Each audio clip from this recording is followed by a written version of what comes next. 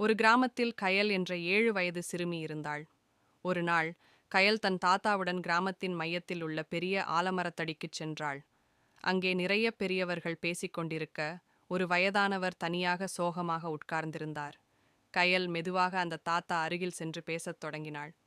கயல், தாத்தா, நீங்க ஏன் சோகமா இருக்கீங்க?